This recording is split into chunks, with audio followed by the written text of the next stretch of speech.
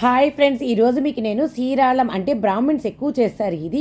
మనకు పౌర్ణమి, అమావాస్య ఇలాంటి రోజుల్లో ఉల్లిపాయలు లేకుండా ఏ టిఫిన్ చేయాలని మనకు అర్థమే కాదు. అలాంటి టైంలో ఇది ఒక హెల్తీ ఫుడ్గా, ప్రోటీన్స్ కూడా దీంట్లో ఫుల్గా ఉన్నట్టు నాకు అనిపించింది.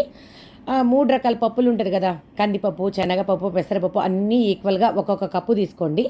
తర్వాత మినప్పప్పు 1/4 కప్పు తీసుకోండి. బియ్యం కూడా 1 కప్పు తీసుకొని, ఎండుమిర్చి ఒక 2, 3 మీకు ఎంత కారం కావాలనో అంత వేసుకునేసి మన వడకి రుబ్బుకునేటట్టు బాగా రుబ్బేసేసి దాంట్లో ఉప్పు, పసుపు, ఇంగువ, కొంచెం ఇంగువ ఎక్కువ వేసుకోండి. పప్పు కదా, కొంచెం డైజెషన్కి బాగుంటుంది కాబట్టి ఇంగువ ఎక్కువ వేసేసి కొంచెం వాటరీగా మిక్స్ చేసేసి మన ఇడ్లీ డబ్బాలు ఉంటుంది కదా, ఇడ్లీ డబ్బాలో ఇడ్లీలాగా పోసుకునేసి ఆవిరిలో బాగా 15 మినిట్స్ పెట్టేసేయండి. బాగా సాఫ్ట్గా అయిపోతుంది, పైన ఇట్లా కట్ అయినట్టుగా వచ్చేస్తుంది. ఆ సాఫ్ట్ అయిన తర్వాత మనకు తెలుస్తుంది, చూసేదానికి ఒక డోక్లా లాగా అనిపించేస్తుంది. తర్వాత ఇది పక్కన పెట్టేసేయండి.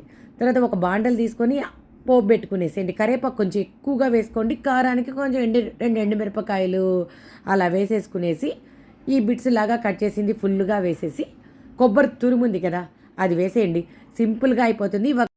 బ్రేక్ఫాస్ట్గా మనకు ఆయిల్ లేకుండానూ ఉంటుంది, ఓన్లీ ప్రోటీన్గా కూడా ఉంటుంది. అలా ఈ టిఫిన్ చేశాను. దానికి నేను వచ్చి లాస్ట్ టైము తల్లుబండి చట్నీ అని చేశాను కదా, అది నేను ఈరోజు చేశాను. చాలా చాలా బాగుందండి. దీనికి కరెక్ట్గా పర్ఫెక్ట్గా కాంబినేషన్గా నాకు అనిపించింది.